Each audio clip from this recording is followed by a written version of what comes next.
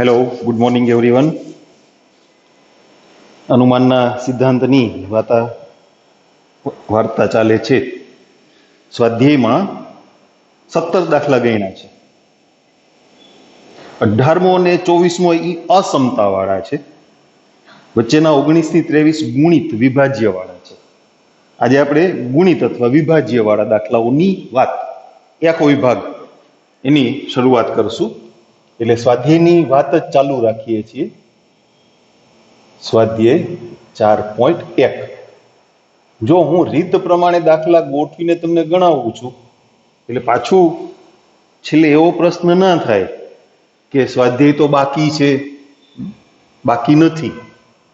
આપણે 1 થી 17 દાખલા તો સ્વાધ્યાયમાંથી ગણ્યા છે, પણ ક્રમ થોડોક આડાવડો કરીએ છીએ, રીત પ્રમાણે ગોઠવીને ચાલીએ છીએ એટલા માટે.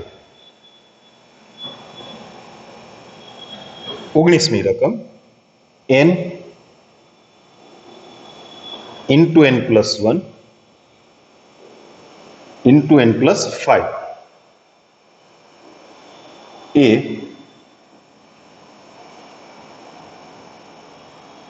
ત્રણનો ગુણિત છે. 3નો ગુણિત એટલે 3 વડે વિભાજ્ય. એમે આપે 3 વડે વિભાજ્ય છે. આપણી જે સાબિત કરવાની પ્રણાલી છે, જે શું કહેવાય, અનુમાનના સિદ્ધાંતમાં જે શરતો મૂકી છે એમાં કોઈ ફેરફાર નથી થતો. અત્યાર સુધી n બરાબર 1 માટે સૂત્ર ચેક કરતા હતા, હવે n બરાબર 1 માટે વિધાન ચેક કરશું. પછી n બરાબર k માટે વિધાન ખરું છે એમ ધારી લેશું, ત્યાં થોડોક ચેન્જ આવશે, સમજશું. અને પછી એ n બરાબર k માટેનું જે વિધાન હોય ને એનો ઉપયોગ કરી અને n બરાબર k plus 1 માટે વિધાન ખરું છે એવું સાબિત કરશું. તો n બરાબર 1 લઈએ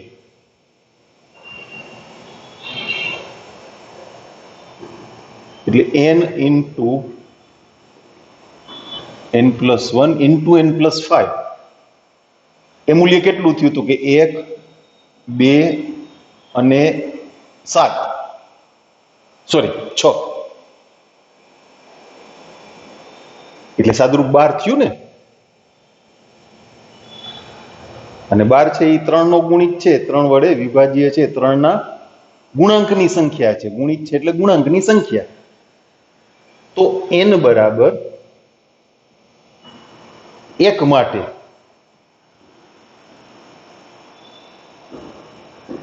વિધાન છે એ ખરું છે. હવે ધારો કે n બરાબર k માટે વિધાન ખરું છે.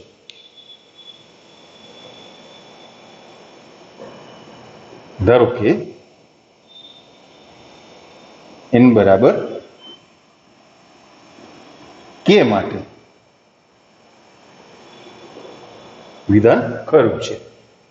એટલે k into k plus 1 into k plus 5 એ 3નો ગુણિત છે.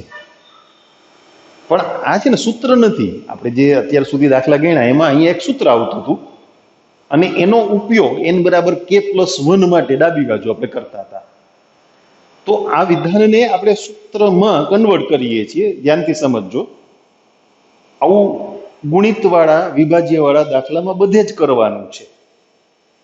આનું મૂલ્ય 3ના ગુણાંકમાં છે એટલે એ જો n બરાબર 1 માટે તમે મેળવું એટલે 12 આવ્યા ને, તો 3 ગુણ્યા 4 થયા. બરાબર? ઓકે. સમજવા માટે n બરાબર 2 લઈએ તો પહેલી સંખ્યા 2, બીજી સંખ્યા 3 અને ત્રીજી સંખ્યા 7. તો 7 × 21 = 42. તો 42 છે એને તમે 3 ગુણ્યા 14 આમ લખી શકો ને. એમ આ મૂલ્ય 3ના ગુણાંકમાં છે. આપણે શું કર્યું? ધાર્યું. એટલે આ વિધાન ખરું છે માનીએ છીએ આપણે, પણ એ 3ના ગુણાંકમાં કઈ સંખ્યા હશે એ આપણને ખબર ના પડે ને. કારણ કે તો k છે એ તો કોઈ પણ પ્રાકૃતિક સંખ્યા છે. જો k બરાબર 1 માટે 3ના ગુણાંકમાં 4 મળતા હતા, k બરાબર 2 માટે 3ના ગુણાંકમાં 14 મળતા હતા. એમ હજી તમને ના સમજાય તો k બરાબર 3 મૂકીને વાત, n બરાબર 3 મૂકીએ અહીંયા, તો પહેલી સંખ્યા 3, પછી 4 અને પછી 8. એ 3 નો ગુણાંક તો દેખાય જ છે, જુઓ જી, 3 ગુણ્યા 32 થયા ને. આ શું થયું? 3 ગુણ્યા, આપણે એનો ગુણાકાર નથી કરવો, ચાલો તો અહીંયા કોઈ એક સંખ્યા, અહીંયા કોઈ એક સંખ્યા 3 ના ગુણાંકમાં, આ 3 ગુણ્યા 4. તો વ્યાપક રીતે આનું મૂલ્ય 3 ના ગુણાંકનું છે. તો ધારો કે એ 3 ગુણ્યા કોઈ આવી પ્રાકૃતિક સંખ્યા, આપણે વિધાનને સૂત્રમાં બદલી નાખીએ, એટલે k into k plus 1 into k plus 5 equal to 3m. જ્યાં m શું છે? કોક પ્રાકૃતિક સંખ્યા, જે અહીંયા 4 હતી, અહીંયા 14 હતી, અહીંયા 32 હતી, વ્યાપક રીતે m. હવે n બરાબર k plus 1 માટેની જે વાત છે એને થોડીક સમજવી પડશે. આ પ્રકારની વાત આમે પહેલી છે એટલે આપણે થોડુંક નિરાતે સમજવું પડે ને. પહેલી વાત તો દર વખતે વિભાજ્ય વાળા દાખલામાં તમારે n બરાબર k માટે વિધાનને આ રીતે સૂત્રમાં ફેરવવું પડશે. કે અચ્છા, હવે k plus 1 ની ગણતરી શરૂ નથી કરતા, આપણે પહેલા સમજીએ છીએ n બરાબર k plus 1 માટે આખું જે પદ છે એ શું થશે? k plus 1, k plus 2, k plus 6. આમાંથી તમે કિંમત નહીં મૂકી શકો, જુઓ. એટલે હવે શું કરવાનું છે એ સમજીએ. આનો તમે ગુણાકાર કરો, આવડે ને ગુણાકાર કરતા?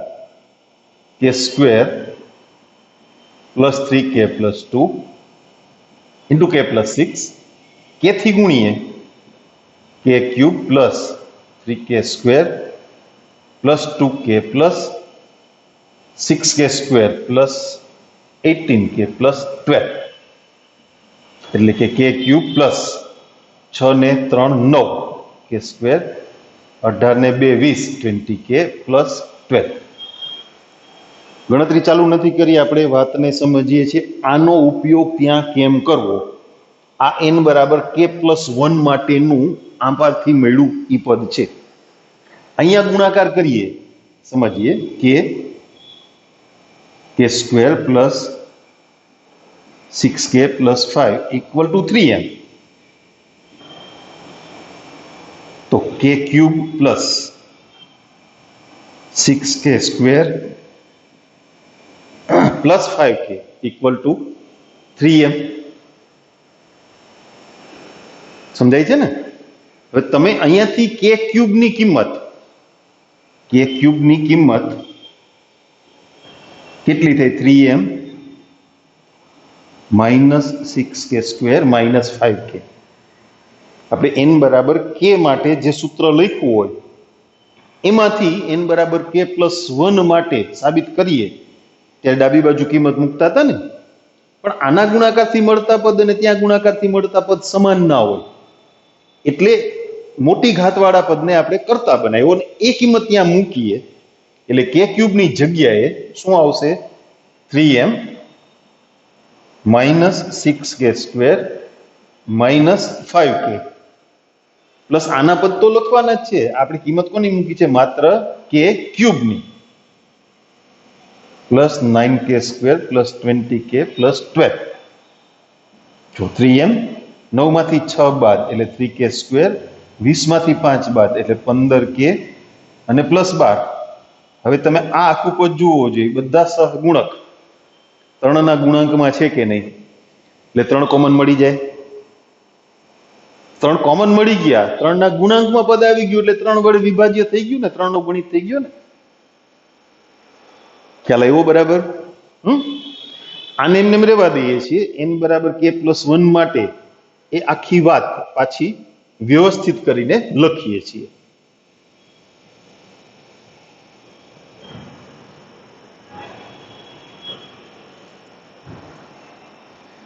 n બરાબર k પ્લસ 1 માટે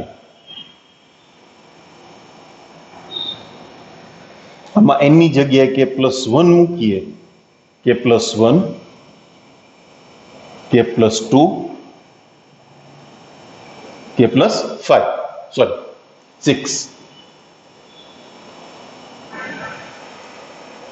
ગુણાકાર કરશું આ બેનો ગુણાકાર પેલા કરી નાખો તોય ચાલે, એવું નથી. કે સ્ક્વેર પ્લસ 8k પ્લસ 12. પેલા કે થી પાછળના કાઉન્ટને ગુણશું. હવે 1 થી ગુણશું.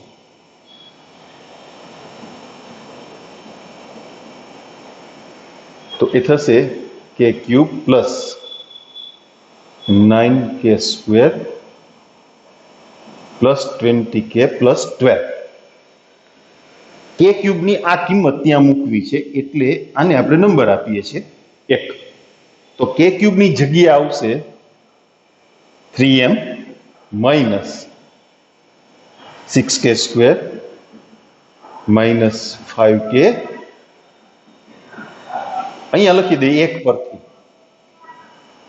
એટલે તમને સમજાય કે આ કિંમત ક્યાંથી આવી. તો કે 1 માંથી કે ક્યુબની કિંમત મૂકી. 3m minus 6k square plus 15k plus 12. 3 common,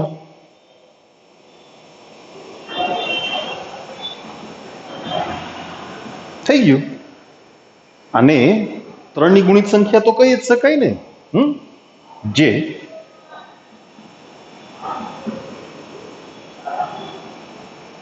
3 નો ગુણિત છે.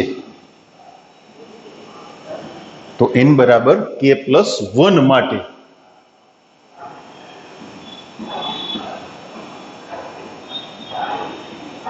વિધાન ખરું છે.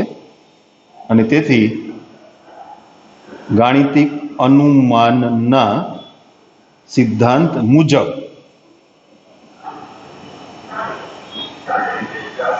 પ્રત્યેક n બિલોંગ્સ ટુ n માટે વિધાન ખરું છે.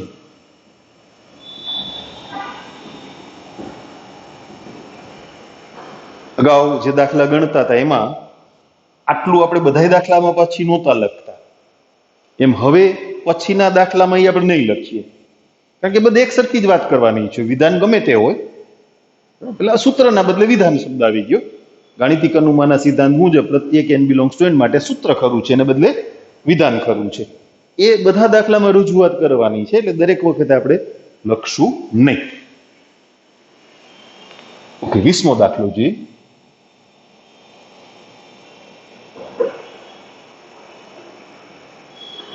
રકમ લખી નાખું પછી આપણે વાત કરીએ. 10⁻²n - 1 10⁻²n - 1 પ્લસ 1 એ 11 વડે વિભાજ્ય છે.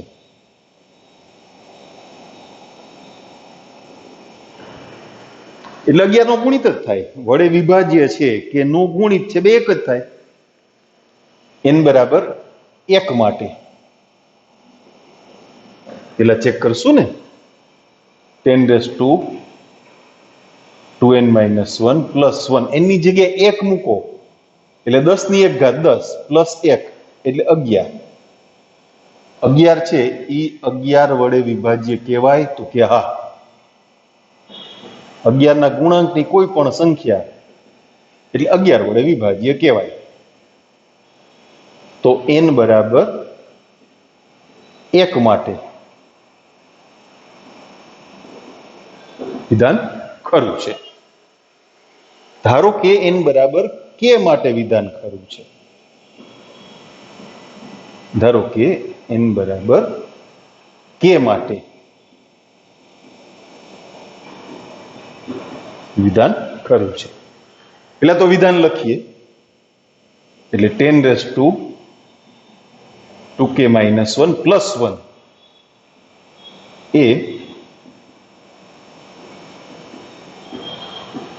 11 વડે વિભાજ્ય છે. એટલે કે 11 ના ગુણાંકની સંખ્યા છે. 11 વડે વિભાજ્ય એટલે 11 ના ગુણાંકની, જેમાં 3 વડે વિભાજ્ય હતું 3 ના ગુણાંકમાં, તો આપણે એના બરાબર 3m ધાર્યા ને. તો આ 11 ના ગુણાંકની સંખ્યા છે એટલે એને આપણે 11m ધારી લઈએ. ધારો કે 10⁻² k - 1 પ્લસ 1 બરાબર 11m. જ્યાં m બિલોંગ્સ ટુ n. બરાબર ને? ઓકે. હવે n બરાબર k+1 માટે પેલા તો n ની જગ્યાએ k+1 મૂકીએ આપણે, 2 થી ગુણીને એટલે 2k+2 -1 એટલે 2k+1 થયા ને, +1. આમાંથી કિંમત મૂકવી છે, પણ કેમ મૂકવી? આપણી પાસે ત્યાં 10⁻²k - 1 છે, અહીંયા 10⁻²k+1 છે. તો શું કરવું? અહીંયા ગોઠવણ કરી હતી ને, તો એવી કઈ ગોઠવણ ના થઈ શકે? થઈ શકે. એટલે તમને એક વસ્તુ મગજમાં આવી, અહીંયા n બરાબર k માટે તમે લખો ને, એમાંથી કઈ ગોઠવણ કરવી પડે. દર વખતે કરવી પડે આટલી મોટી હોય એવું નહીં. એનું કારણ શું છે? આપણી પાસે જમણી બાજુ અત્યાર સુધી શું હતું? પ્રથમ k પદ, પછી k+1 પદ, એટલે k પદનો સરવાળો મૂકી દે એટલે થઈ જતું હતું. અહીંયા એવી ગોઠવણ નથી આવતી. તો આમાંથી થોડુંક સાદુરૂપ કરીએ આપણે. જો આ આખું પદ લખ્યું છે, આપણે દરેક પદને 10 વડે ગુણી નાખીએ. શું કામ ગુણીએ એ સમજાવું. એટલે 10⁻²k થઈ જાય ને, એને ગુણ્યા 10 કરો એટલે એક ઘાત ઉમેરાય, એટલે -1 +1. આપણે હમણાં n બરાબર k+1 માટે લખ્યું હતું. શું આવ્યું હતું? 10 ની ઘાતમાં 2k+1. તો 10 ની ઘાત તરીકે 2k+1 હોય તો એને 10 ની ઘાત તરીકે 2k ગુણ્યા 10 આમ લખી શકાય. આની કિંમત તમે મૂકી શકો. એટલા માટે અહીંયા 10 વડે બધાને ગુણી નાખીએ છીએ, એટલે 10⁻²k + 10 બરાબર 110m. 10 વડે ગુણ્યા. ઓકે, એને નંબર આપી દઈએ.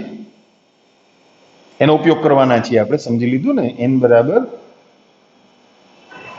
k+1 માટે તો 10⁻²k + 1 એટલે એને 10 ગુણ્યા 10 ની 2k ઘાત આમ લખાય.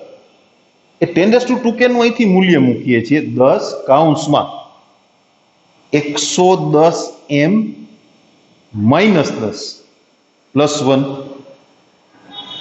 એટલે 1100m - 100 +1 એટલે 1100m - 99. 11 કોમન કાઢી લઈએ, 100m - 9. 3 કોમન નીકળી ગયા એટલે 3 નો ગુણિત કહેવાય ને. 11 કોમન નીકળી ગયા એટલે 11 નો ગુણિત કહેવાય, અથવા 11 વડે વિભાજ્ય કહેવાય. આપણે અહીંયા જ લખી દઈએ એટલે આપણી વાત ત્યાં પૂરી થઈ જાય. જે 11 વડે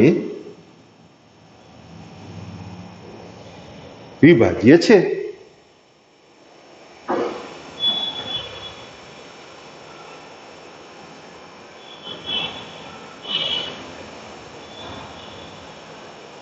એક લીટી જ લખવાની. જો એક લીટી માટે જગ્યા ઘટી છે.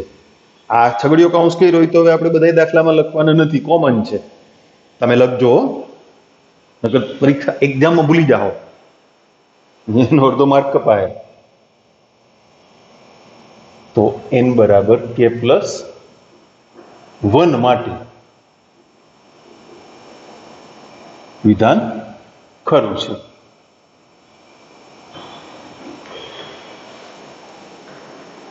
ઓકે, ચાલો હવે 21મો દાખલો એની વાત કરીએ. x⁻² -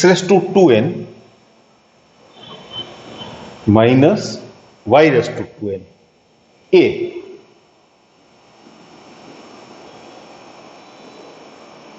x + y વડે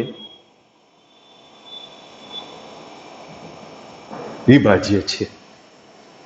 આવું આપણે સાબિત કરવું છે. રૂટીન પ્રમાણે n બરાબર 1 માટે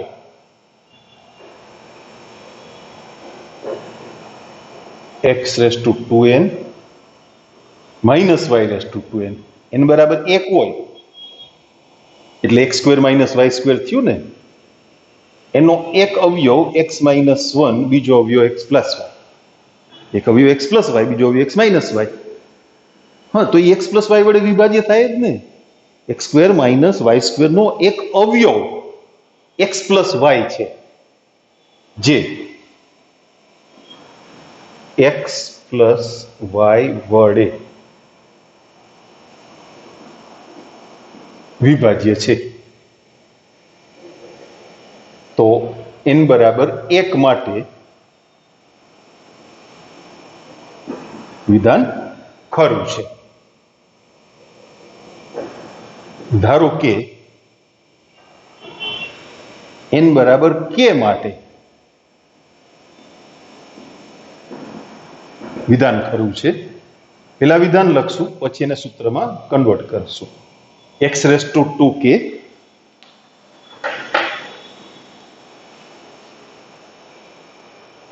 minus y raise to 2k.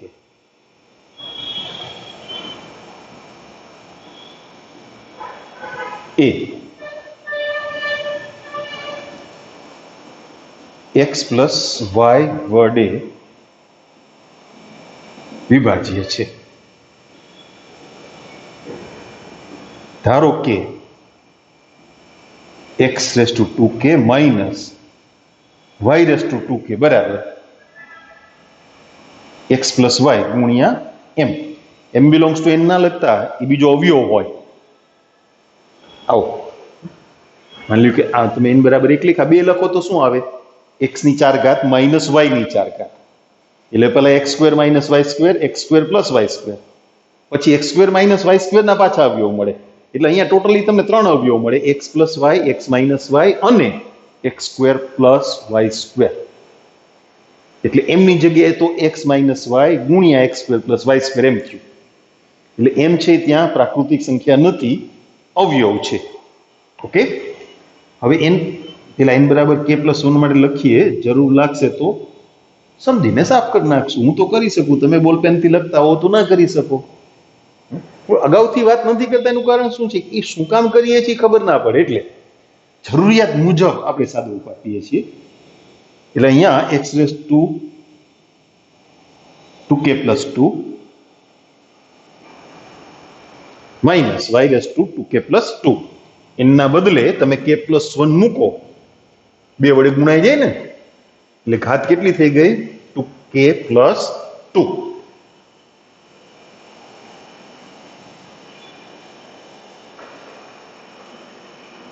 Okay, હવે એને તમે આમ લખી શકો, x સ્ક્વેર ગુણ્યા x ની 2k ઘાત માઇનસ y સ્ક્વેર ગુણ્યા y ની 2k ઘાત. ઊંધું વિચારો, ગુણાકાર એટલે ઘાતનો સરવાળો. એમાં x રેઝ ટુ 2k ની કિંમત મૂકશું. તમે x raise to 2k minus y raise to 2k ની કિંમત ના મૂકી શકો, સહગુણકો નડે. એટલે કાં તમે x રેઝ ટુ 2k ની કિંમત મૂકી શકો, કાં y રેઝ ટુ 2k ની કિંમત મૂકી શકો, એ પણ ચાલે. એક પરથી આપણે x રેઝ ટુ 2k ની કિંમત મૂકીએ છીએ. શું થશે? x plus y into m minus y raise to 2k minus y square into y raise to 2k. તમે ક્યાંથી આવ્યા ભાઈ? અમે સમીકરણ 1 માંથી આવ્યા. ભૂલ થઈ ને? શું? અહીંયા પ્લસ. ઓકે, x સ્ક્વેર થી ગુણીએ. ચાલો, તો x સ્ક્વેર ગુણ્યા x પ્લસ વાય એમ પ્લસ x સ્ક્વેર ગુણ્યા y ની 2k ઘાત માઇનસ y સ્ક્વેર ગુણ્યા y ની 2k ઘાત. અચ્છા, છેલ્લા બે પદ, પહેલા પદમાં તો x પ્લસ વાય ગુણાંકમાં છે જ, પાછળના બે પદમાંથી y રેઝ ટુ 2k તમે કોમન કાઢી લ્યો ને, એટલે x square minus y square વધે. એના અવયવ તો તમને આવડતા જ હોય. એટલે x પ્લસ વાય કોમન, પેલા પદમાં વધ્યા x સ્ક્વેર એમ, આનો એક અવયવ બાકી વધ્યો કોણ? x plus y. આપણી વાર્તા પૂરી થઈ ગઈ. એટલે દાખલાની x પ્લસ વાય કોમન મળી ગયા ને. 11 કોમન મળે તો 11 વડે વિભાજ્ય, 3 કોમન મળે તો 3 વડે વિભાજ્ય, તો x પ્લસ વાય કોમન નીકળે તો x પ્લસ વાય વડે વિભાજ્ય, જે x પ્લસ વાય વડે વિભાજ્ય છે. તો n બરાબર k પ્લસ 1 માટે વિધાન ખરું છે.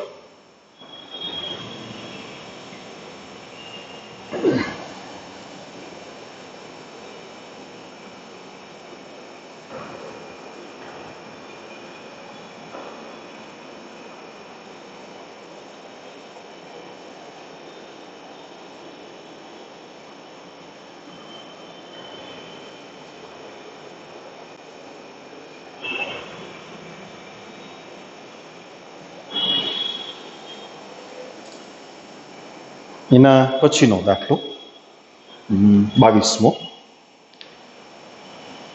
રકમ નોંધી લઈએ પછી આપણે ચર્ચા કરીએ નહીં. 3 + 2 -8n - 9 એ 8 વડે વિભાજ્ય છે. આવું સાબિત કરવું છે. Okay, as per routine n બરાબર 1 માટે આ પદનું મૂલ્ય કેટલું થશે આપણે ગણીએ. ચાલો, n બરાબર 1 મૂકો એટલે 3 ની ઘાત કેટલી થઈ? 4 -8 -9, 3 ની 4 ઘાત એટલે 81. 81 માંથી કેટલા બાદ? 17. કેટલા વધે? 64. 64 8 વડે વિભાજ્ય કહેવાય? હા, વડે 8 નહીં, 8 વડે 8 વડે વિભાજ્ય છે. તો n બરાબર 1 માટે વિધાન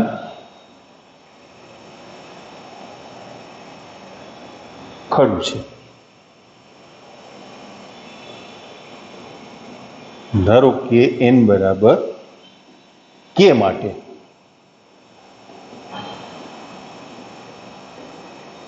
વિધાન ખરું છે, એટલે 3 2k + 2 -8k - 9 એ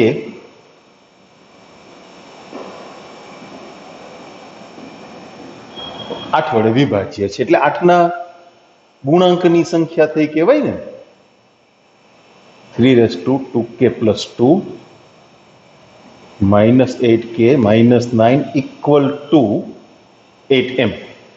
હા, ત્યાં n બિલોંગ્સ ટુ n લખાય, કારણ કે બીજગણિતના અવયવ નથી, સંખ્યાઓ છે. આ જો ને 8 × 8, બરાબર. હવે n બરાબર k + 1 માટે વિચારીએ, એટલે તમે અહીંયા n ની જગ્યાએ k + 1 મૂકો. 2k + 2 + 2 એટલે 2k + 4 થાય. થઈ જશે, એમાં ચિંતા નહીં કરવાની, આપણે વાત કરીએ છીએ ખાલી. n બરાબર k + 1 માટે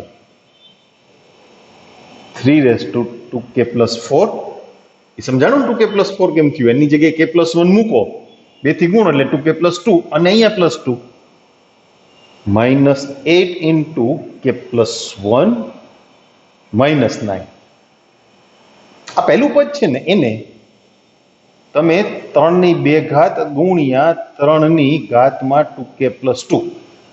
કેમ 2 ઘાત છૂટી પાડી? આપણે આમાંથી 3 2k + 2 ની કિંમત મૂકી શકીએ એમ છીએ, એટલે આપણે 2 ઘાતને અલગ કરી. આને ગુણવા હોય તો ગુણો, ના ગુણવા હોય તો પછીથી ગુણી નાખજો, કઈ વાંધો નહીં, જરૂર પડે ત્યારે. ઓકે, 3 ની 2 ઘાત એટલે 9. આનું મૂલ્ય નંબર આપી દેશું ને, કેવા થાય ને, અમને 1 નંબરના સમીકરણે કીધું એમ. 8m + 8k + 9 -8 into k plus 1 -9. અહીં કહી દઈએ 1 પરથી. ઓકે, 8 નવા 72 m plus 72k plus 81 -8k. એ એમને મેં રહેવા દીધા હોત તો હાલત, પણ હાલ બધાને ગુણ્યા તો આપણે ગુણી નાખીએ એમ -9. એમ મળું એક જ પદ. 72 માંથી 8 ગયા 64k, 81 માંથી 17 ગયા 64. જો 8 કોમન નીકળશે. હા, ઇઝીલી 8 નવા 72 અને 8 64. ડન. જે 8 વડે વિભાજ્ય છે. તો n બરાબર k પ્લસ 1 માટે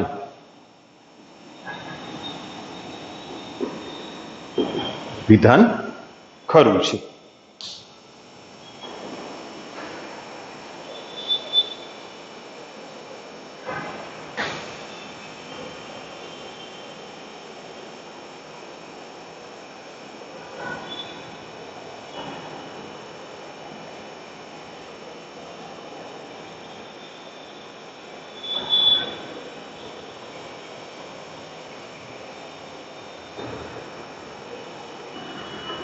ત્રેવીસમો દાખલો જોઈએ.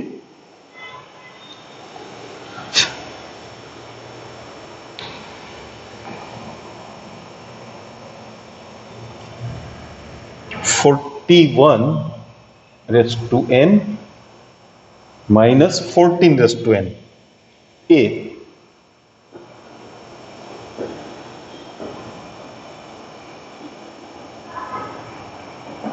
સત્યાવીસ નો ગુણિત છે, એટલે 27 વડે વિભાજ્ય છે.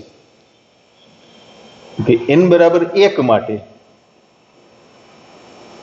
41 ની n ઘાત -14 ની n ઘાત, એટલે 41 ઓછા 14 થયા ને, તો એનું સાદુરૂપ કેટલું આવશે? 27. એ 27 નો ગુણિત જ કહેવાય ને. 27 27 ગુણ્યા 1, 27 નો ગુણિત છે. એટલે n બરાબર 1 માટે વિધાન ખરું છે. n બરાબર k માટે વિધાન ખરું છે એમ ધારીને પેલા વિધાન લખીએ. ધારો કે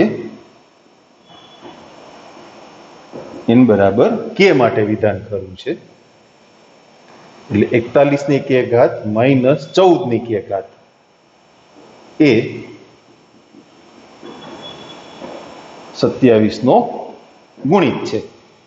એટલે 27 ના ગુણાંકની સંખ્યા, એટલે 27 એમ ધારી લેશું ને. ત્યાં પણ પ્રાકૃતિક સંખ્યા જ ગુણાકારમાં આવે, એટલે n belongs to n to k, sorry -14k equal to 27m. Okay, n બરાબર k પ્લસ 1 માટે પછી એને હા, એ નંબર તો આપવા જ પડશે, એમાં તો હાલશે જ નહીં, એનો ઉપયોગ તો કરવો જ પડે, એના વગર છૂટકો જ નથી. n બરાબર k પ્લસ 1 ની વાત, n બરાબર k માટેની વાત નો ઉપયોગ કર્યા સિવાય કોઈ બી સાબિત થઈ શકે જ નહીં. પીએચડી કરતા નહીં હો, હાલો હું મારી રીતે કરી નાખું, ન થાય. 41 ની k પ્લસ 1 ઘાત -14 ની k પ્લસ 1 ઘાત, બે માંથી એકની કિંમત મૂકી શકાય. હાલો ને, બે માંથી અચળ પદ જુદું પાડી દઈએ, એટલે 41 ગુણ્યા 41 ની k ઘાત -14 ગુણ્યા 14 ની k ઘાત. એક ઘાત હતી ને, એ પદ ગુણાકારમાં અલગ લીધું આપણે. 41 ની k ઘાત નું મૂલ્ય મૂકીએ છીએ 27 -14k, -14 into 14k. ક્યાંથી આવ્યું? એક પરથી. 41 અને 27 નો ગુણાકાર કરવાની જરૂર નથી. 27 કોમન જ કાઢવાના છે ને અમે. -41 ગુણ્યા 14 ની કે ઘાત માઇનસ 14 ગુણ્યા 41 ને 14 એટલે કેટલા થયા? 55. ઓહ યસ, આ માઇનસ છે, આ પ્લસ થાય, સોરી.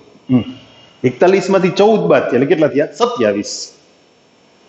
14 ની કે ઘાત વાળું જે પદ છે એના સહગુણક તરીકે 41 અને માઇનસ 14 છે, એટલે એમાંથી તમે 14 ની કે ઘાત કોમન કાઢી લ્યો, બાદ બાકી ના સમજાય તો કોમન કાઢી લ્યો, તો 41 માંથી 14 બાદ થાય એટલે 27 વધ્યા ને, એટલે બરાબર 41 ગુણ્યા 27 પ્લસ 27 ગુણ્યા 14 ની કે ઘાત. ચલો એમાંથી 27 કોમન, 41 પ્લસ 14 ની કે ઘાત, જે 27 વડે વિભાજ્ય છે. તો n બરાબર k+1 માટે વિધાન ખરું છે. સ્વાધ્યાયના દાખલાઓ પૂરા થયા.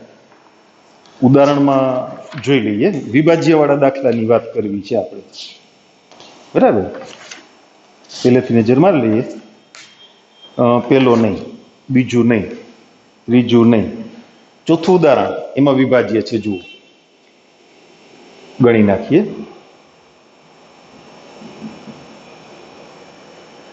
પ્રત્યેક ધન પૂર્ણાંક n માટે ના એ કઈ નથી લખવું આપણે. 7n માઇનસ 3n એ 4 વડે વિભાજ્ય છે.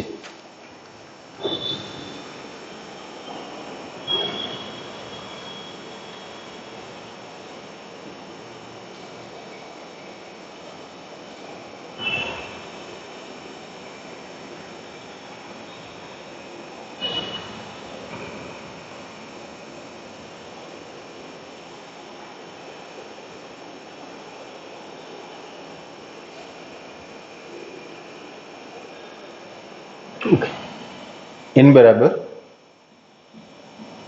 1 મૂકીએ એટલે 7 ની n ઘાત ઓછા 3 ની n ઘાત એ 7 ઓછા 3 થાય એટલે 4. 4 છે એ 4 વડે વિભાજ્ય કહેવાય? ખબર નથી. 4 વડે વિભાજ્ય કહેવાય? ધારો કે n બરાબર 1 માટે વિધાન ખરું છે એમ લખી નાખીએ.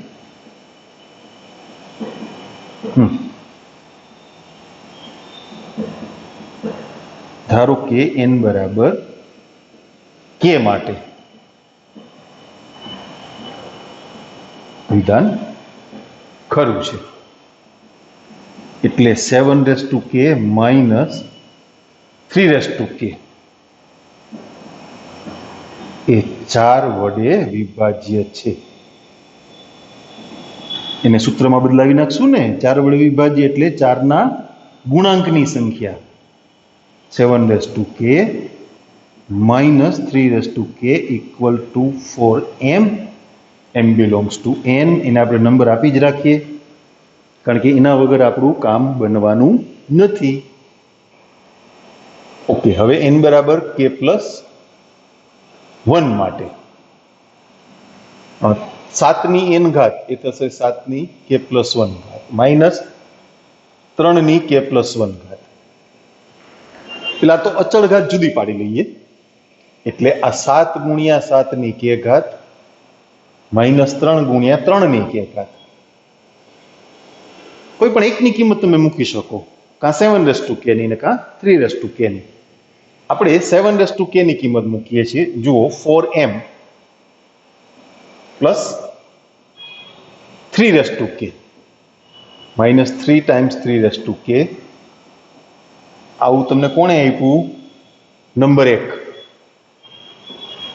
28m 7 ગુણ્યા 3 ની કે ઘાત માઇનસ 3 ગુણ્યા 3 ની કે ઘાત. 7 માંથી 3 બાદ કરો એટલે 4 વધે ને. જુઓ જી 4 કોમન નીકળ્યા. યસ. તો આપણી વાત પૂરી થઈ ગઈ. જે 4 વડે વિભાજ્ય છે. તો n બરાબર k+1 માટે આ વિધાન ખરું છે.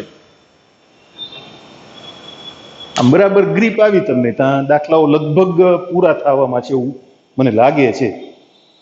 કારણ કે ઉદાહરણમાં 1 કે 2 વધીને. છઠ્ઠું ઉદાહરણ છે એક. 5મું નથી, અસમતાનું છે. 7મું અસમતાનું છે. 8મું વિશિષ્ટ છે, આપણે ગણશું, એને છેલ્લે ગણશું. અચ્છા, હવે તમે એક કામ કરજો છોકરાઓ, આટલા દાખલા ગણી દીધા છે તો ટેક્સ્ટબુકનું ઉદાહરણ નંબર 6, ટેક્સ્ટબુકનું ઉદાહરણ નંબર 6 એ તમે ગણવાનો પ્રયત્ન કરજો. તમને પ્રેક્ટિસ માટે આપું છું. ઉદાહરણ 6 છે એ તમે ગણવાનો પ્રયત્ન કરજો. Just cry, don't cry. Try કરવાની છે, ડોન્ટ ક્રાય. ના આવડે તો જોયું જશે, થઈ જશે.